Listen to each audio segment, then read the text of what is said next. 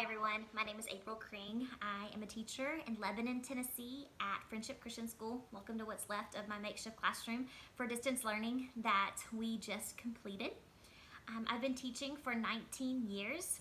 I started my teaching career in kindergarten at a small private school. I loved how my kindergartners were sponges and they were always curious and always full of wonder, and they always held on to everything that you said. But I developed extreme passion for the struggling learner.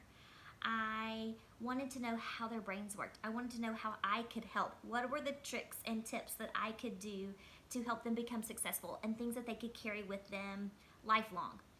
At that time, there was not a lot of support for the struggling learner in the private school setting. I left the private school setting for public school when I had my third son, and I made the jump from kindergarten to middle school. I began teaching 6th, 7th, and 8th grade variations for a couple of years in reading intervention.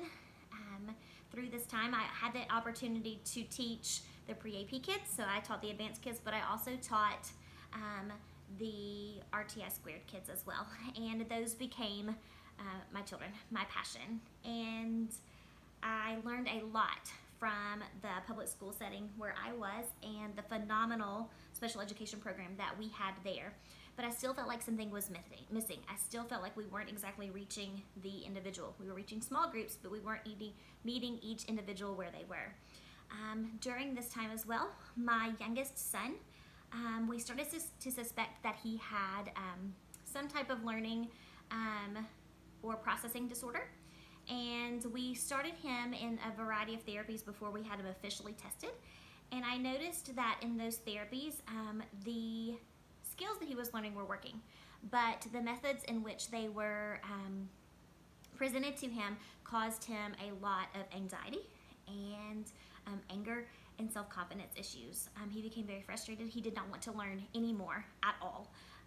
He became very down on himself. And that's not what we want for any child, much less your own. And so through this, the Friendship Christian School, where I teach now, became affiliated with the NILD program. And so we went through the proper channels, had my son tested, and he was diagnosed with slow processing and a dyslexia disorder. And so through that, he has been a part of the NILD program for the last 2 years.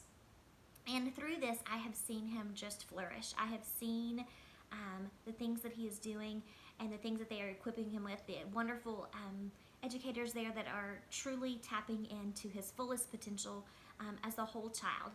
I like to say that my children are like caterpillars, and they all spin their chrysalises at a different time, and they all emerge into butterflies at a different time.